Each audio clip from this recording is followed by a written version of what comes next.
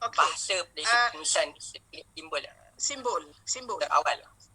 Ya. Simbol terawal yang telah dijumpai adalah simbol yang berbentuk mismariyah.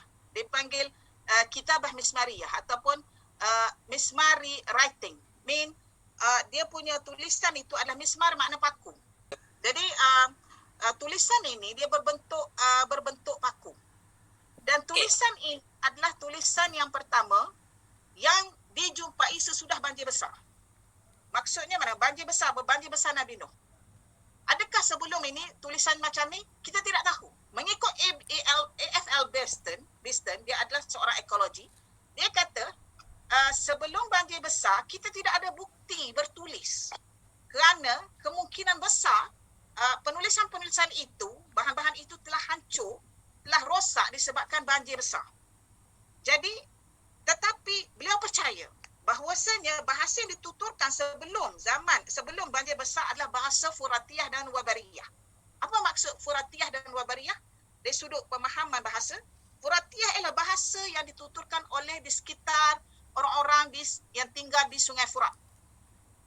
Di Sungai Furat. Dan yang bahasa Wabariyah adalah mereka yang tinggal di padang pasir. Wabar itu bermakna padang pasir, selain daripada bahar, selain daripada air, selain daripada nahar. Adapun Furat itu kawasan di sekitar Sungai Furat ataupun Dajlah. Okey. Kalau lihat di sini, tulisan ini seperti tulisan Cina kan? Sebenarnya bukan tulisan Cina. Inilah tulisan Akkadiyah. Ini adalah bahasa Akkadiyah bertulisan paku, bertulisan mismariyah. Dia macam kita, bahasa Melayu tetapi tulisan Jawi.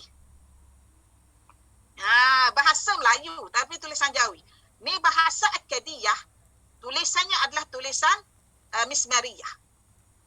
Sebab tu dalam buku ni, Ustazah Refute Pandangan Orientalis mengatakan bahawasanya di kawasan Mesopotamia itu wujud atau terdapat satu bangsa bernama bangsa Sumeria. Dan bangsa Sumeria itu mengikut pandangan most of the Western scholars, they believe yang bangsa Sumeria ini adalah berasal daripada Eropah. Ustazah tolak terus dalam buku ni. Ustazah kata mana mungkin boleh satu bangsa itu daripada Eropah, sebab tamadun bermula di Mesopotamia, di lembah itu, di Jazirah Al-Arabiyah. Macam mana boleh ada satu bangsa mari dari sebelah Eropah dan menetap dan pandai sangat?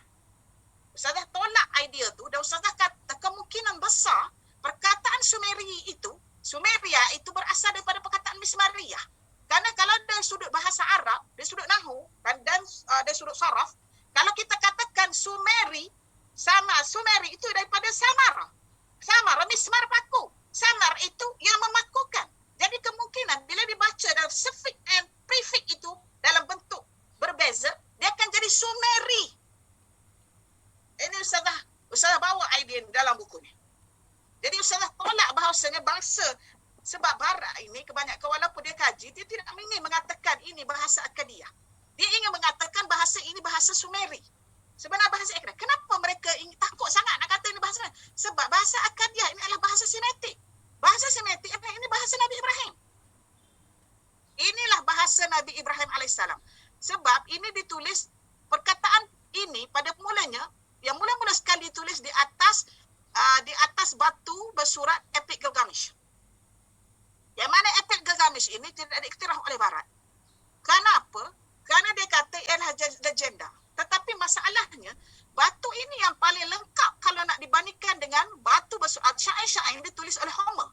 Homer 750 BC. Sedangkan batu ini berusia 4000 BC. Ini disebut oleh Fahar Bakir. Apa kaitannya batu ini dengan bahasa Arab? Di sini Ustazah ada baca beberapa buku yang ditulis oleh Tahar Bakir. Profesor Tahar Bakir merupakan seorang profesor daripada Universiti Baghdad dan juga kurator daripada Museum Ashurbanipal di Iraq.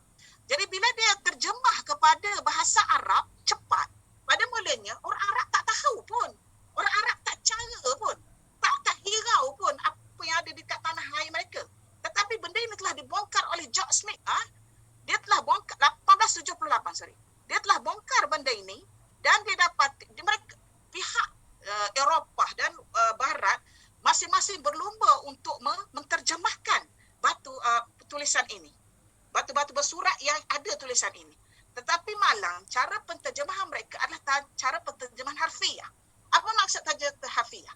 Iaitu mereka terjemah ini hanya berdasarkan ini huruf apa, ini terjemah harfiah, terjemah secara harfi, bukan terjemah secara maknawi atau fahmi asal. Faham yang asas, bukan. Satu lagi, yang kedua, mereka tidak ada lack of Islamic knowledge, mereka lack of info berkaitan dengan sejarah asal-usul kenabian di Jazirah Al-Arabiah itu sendiri. Ya. Jadi, jika dilihat daripada sini, bila Tahar Bakir mula menterjemah, Tahar Bakir antara salah satunya yang boleh terjemah ke dalam bahasa Arab.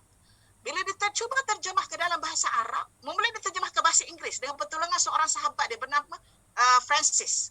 Saudara Francis menolong beliau untuk terjemahkan dalam bahasa Inggeris dalam martabah ataupun tingkatan yang permulaan sahaja.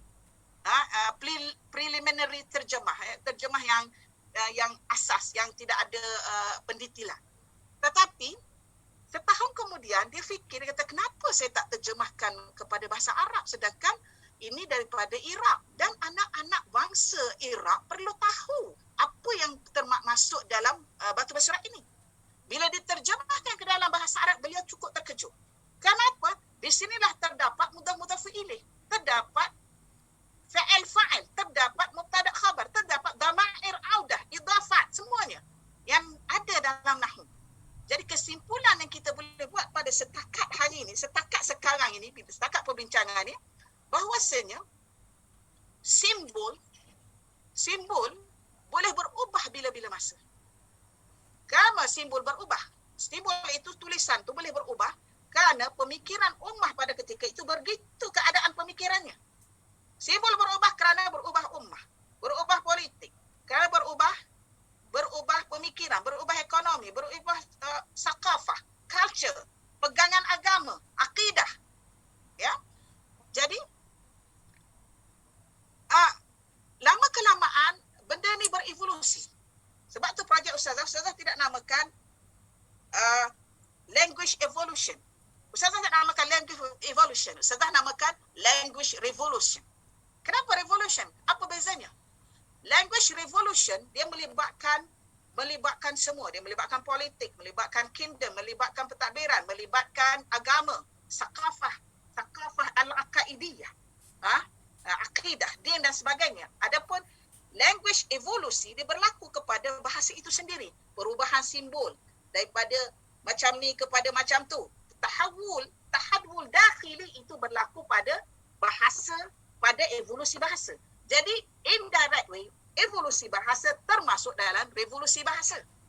Revolusi bahasa ni besar sebab dia melibatkan kenabian, melibatkan akidah, melibatkan tauhid, melibatkan agama, melibatkan sakafah, melibatkan pentadbiran kerajaan.